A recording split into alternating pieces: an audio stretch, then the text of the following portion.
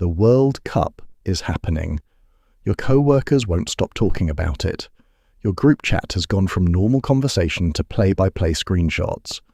Your partner asks if you want to watch the match tonight, and you say sure, because saying no would create a small conflict, but you don't actually want to. You sit there for 2 hours watching people you don't know run after a ball, and you feel exactly nothing. Around you, people are screaming. Around you, people are crying. Around you, an entire world is having an emotional experience that is not happening inside you. And somewhere underneath, you've started to wonder if something is wrong with you. There isn't. If you've spent the last few weeks quietly noticing that the entire planet seems to be having an emotional experience you can't access, and you've assumed this means you're boring, shallow, or somehow missing the gene everyone else has, the psychology underneath what you're feeling is doing something specific. The disinterest isn't a character flaw. It isn't a failure of spirit. It's the visible signature of a nervous system that doesn't form tribal in-groups around sports fandom. And the cost of not having that circuit isn't the disinterest itself.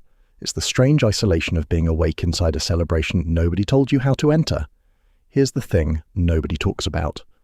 Sports fandom doesn't run on the surface explanation people give for it.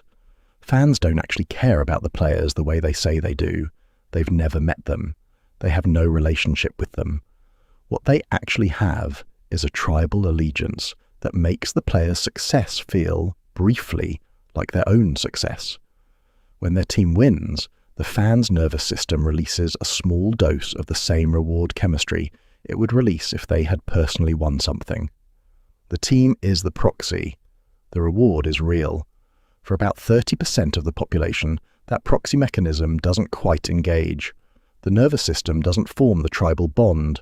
The player's success doesn't translate into personal reward. You can watch the same goal everyone around you is screaming about and feel exactly the same as you felt before the goal happened. You're not lacking emotion. The emotion just isn't being routed through the team. Without the routing, the entire tournament reads as 90-minute sessions of strangers running.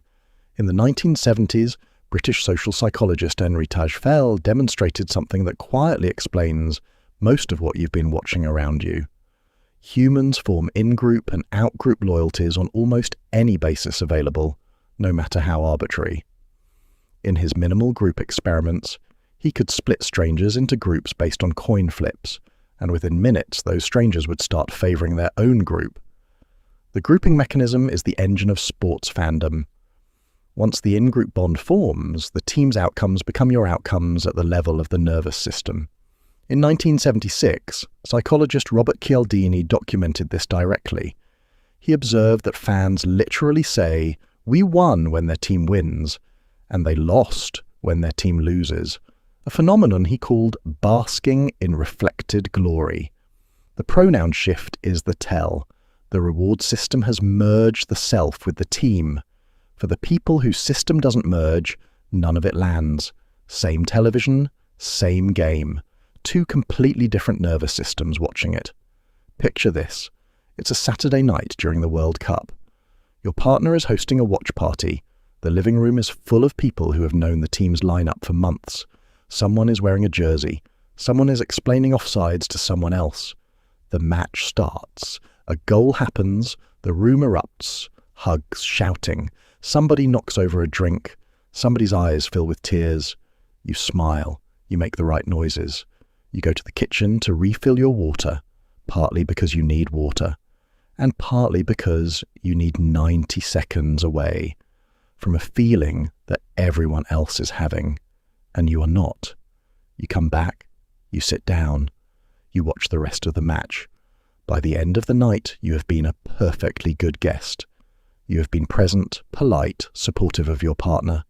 You have also been quietly alone for 4 hours inside a room full of people who would not have understood, if you had tried to explain it, what you were doing in there.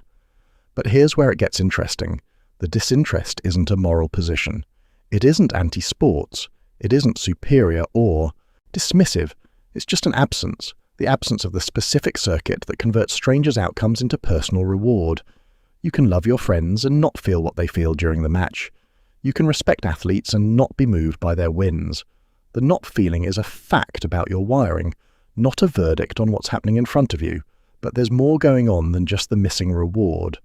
The harder part of not caring about the World Cup is being surrounded by people who do, in a moment when the not caring becomes briefly visible. You can hide your disinterest at any other time. During the tournament, the not caring shows. People notice. They tease you. They ask why. They try to convert you. They sometimes get genuinely hurt that you don't share the thing they're sharing. The loneliness isn't from the tournament. It's from being slightly outside the version of belonging the tournament makes everyone else feel. And here's the kicker. The cultural framing of people who don't care about sports has been almost entirely contemptuous. You're called boring, sheltered, joyless, antisocial.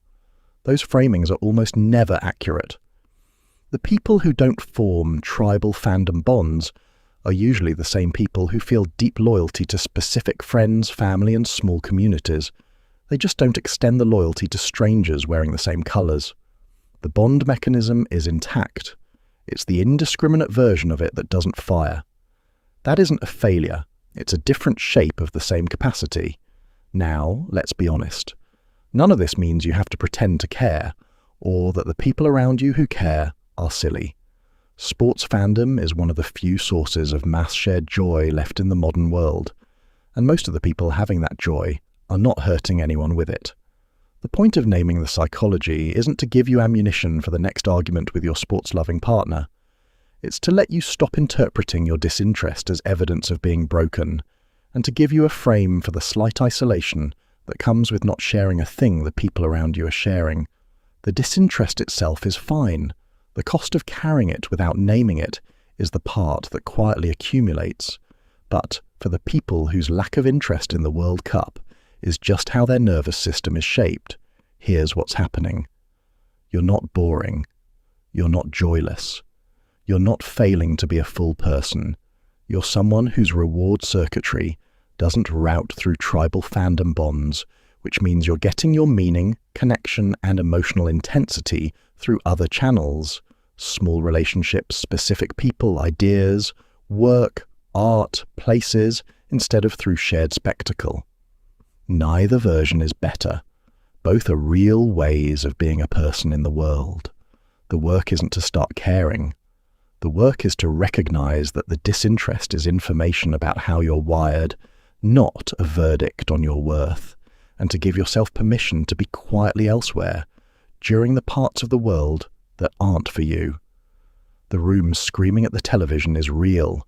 The version of you that doesn't feel what they feel is also real. There's something quietly lonely about not being moved by the thing everyone around you is moved by. It looks small from the outside. Everyone's just watching football. But from the inside, it's the specific experience of being awake inside a celebration that isn't reaching you, surrounded by people whose nervous systems are doing something yours isn't, and quietly wondering if you've been missing a piece of being human this whole time. You haven't. You've just been wired differently.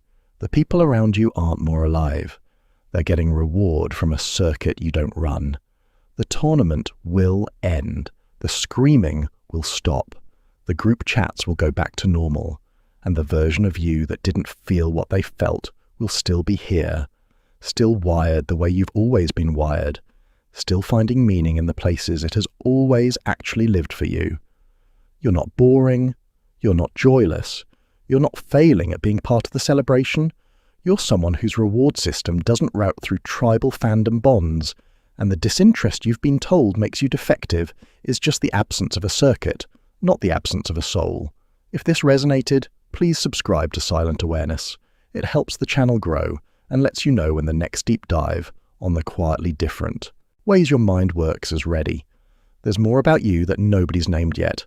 Hit subscribe and the bell so you don't miss what comes next.